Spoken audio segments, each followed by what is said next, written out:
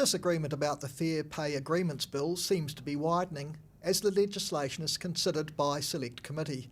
I'm joined by CTU President Richard Wagstaff and Business New Zealand Chief Executive Kirk Hope. Now, you both have entirely different views of this legislation, but is there any room for compromise? Well, I think was the working group where we went through quite a lot of issues that was chaired by Jim Bolger, where we talked a lot about how we would do this, what would be the process and so on. So in my view, a lot of those conversations were had then around process, around coverage, around all of those kinds of issues. So I think we're sort of a long way down the track. I would hope that the Select Committee does its job and tunes up the legislation to improve it. That's their job, but I don't see any fundamental issues at this point.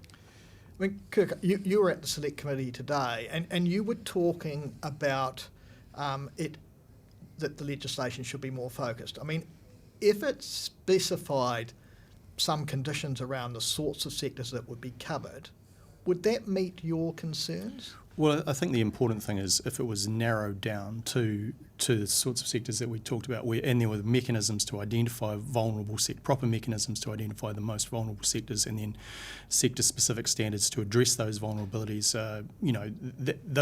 But that's quite different to fair pay agreements. One thing that what we've said previously is that if fair pay agreements weren't compulsory, and that would make us more comfortable, right? And that's been our core in relation to the discussions that were held at the ILO. I think one of the other things that would need to accompany that though would be more and better education around collective bargaining. I think that's probably a gap in New Zealand's landscape, to be perfectly frank. I think collective bargaining is a gap in our landscape, full stop. We just don't have a lot of it. But sorry, if I came back to the thing though, if it's not compulsory though, and if, for instance, employers can opt out, wouldn't that mean that the bad employers that everyone agrees should have, be pulled into line in some sense? Wouldn't that just allow them to constantly sit outside these?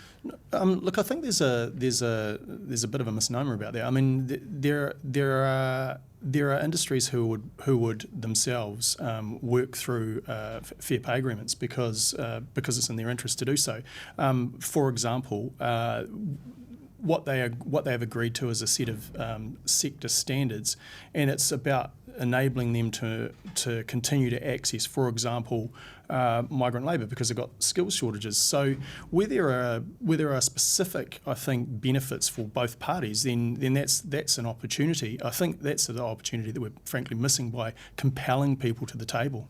We haven't seen any evidence of industries wanting to negotiate industry standard agreements for or extend into MECAs in industries, either in horticulture or in any industry. And I think that is the problem, that without a system that involves everybody, if it's voluntary, as I think you've suggested, you'll have the employers who aren't so good will undermine the good employers. And we saw that graphically in the Wellington bus industry. You just saw the company that had the contract said to us, we can't compete unless we go low.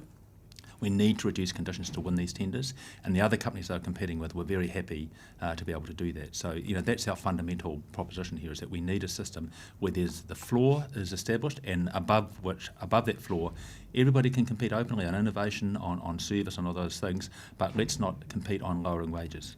Would the CTU, though, accept legislation that perhaps restricted fair pay agreements specifically to those sectors that were seen as where workers were vulnerable, where pay was low and conditions weren't so great?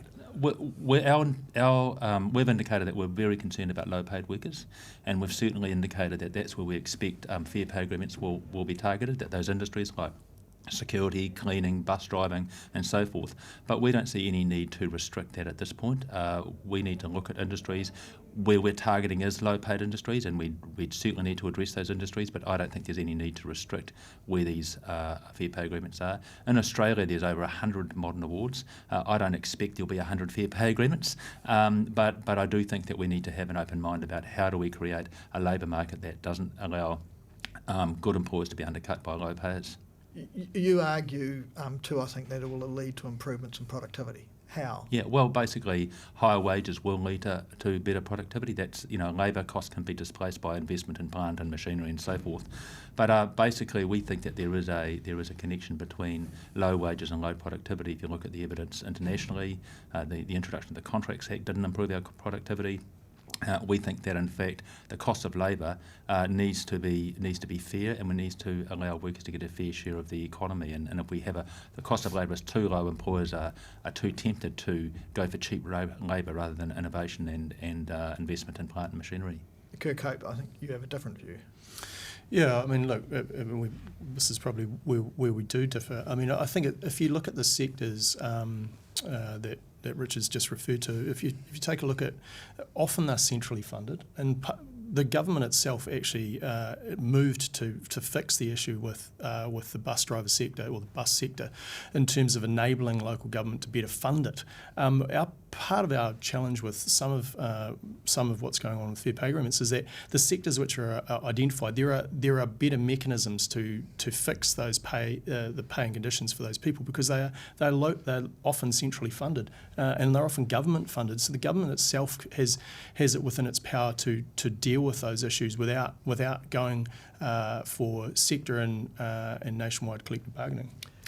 You also argue it's going to reduce flexibility, but isn't it flexibility, it's reducing flexibility below the minimums? Won't employers still have plenty of flexibility above minimum pay and conditions set in those fair pay agreements if they're wanting to attract workers or reward particular people for skills? Yes, but bear in mind, we operate in a global market. I mean, much of New Zealand's economy, or some 30-odd%, is export-oriented, and so there is not a lot of margin for error in terms of where they go with pricing. And I mean, I think we had a pretty clear exposition of that in the Select Committee today by an orchardist from Nelson, who explained, he pays everybody before himself because he doesn't get paid for 18 months after the fruit's picked, and he's paid in foreign markets.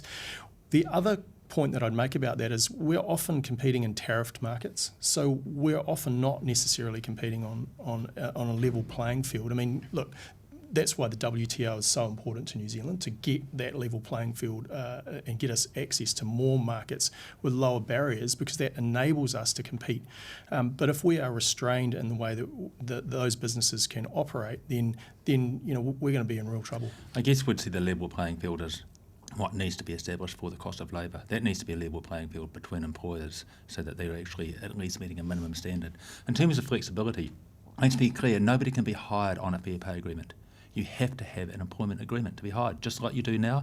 That won't change. So that's the opportunity for employers and workers, either individually or collectively, to figure out their employment agreements and all the flexibilities and making them suitable for the job at hand. Fair pay agreements simply add to the minimums we have about minimum wage, the Holidays Act and so on. This just brings a broader set of minimum standards, but they're still quite restricted. Employment agreements are always required and can't be done without, because we have fair pay agreements. They're an essential element. But is there a concern around the compulsion of this fair pay? Absolutely not. In fact, if you look at Australia, if you look at other countries, we are very unique in that we have more union members than people covered by collective bargaining. That's where there's only a couple of places in the OECD that do that. Most countries have strong extension systems of collective bargaining, or they have a minimum standard setting like the modern award system in Australia. And those businesses do well in those countries, better than ours. Those workers do well in those countries, better than ours. We think we've just got this gap in our architecture between individual bargaining, collective bargaining, and there's no system for industry standards that we desperately need. What about the politics of it? And in a sense, for instance, clearly you'd think if there's a change of government at the next election, or maybe the election after, given Nationals and ACT's perspective, the legislation would go. And I'm just wondering about the seesawing nature of employment law, how helpful that is. Well, it'd be good if there is a change of government, and they recognise the value of these arrangements. I would hope that they do. The Conservative government in Australia certainly didn't move to change awards. They could see the benefits of them. The Australian government spoke strongly at the ILO in favour of them. I think that once people see what they are and get past the emotion of it and see the facts and how these will be applied, I think they will sustain. Would you expect change, Kirk Hope, if there was a change of government? Well, I mean, I think Richard's right. I mean, and your question is, do we want seesawing arrangements in our employment relationships? And the answer to that is no. What we want is stable arrangements. What we would argue is that, productivity, wages have roughly matched productivity since 1991. What the broader issue is where there are areas of vulnerability, and that's where my understanding is where fair pay agreements were stemmed from. It's that ability to address some of those inherent vulnerabilities in specific sectors and then develop standards to address those specific vulnerabilities. If it was as narrow as that, I mean, I think what you'd find is to Richard's point, there'll be less to fear, less to worry about from an employer perspective, and more to gain because you've got people who are able to contribute and participate, more importantly, in society. However, we're a long way from that. Kirk Hope, Richard Wagstaff, thank you for your time. Thank you. Thank you.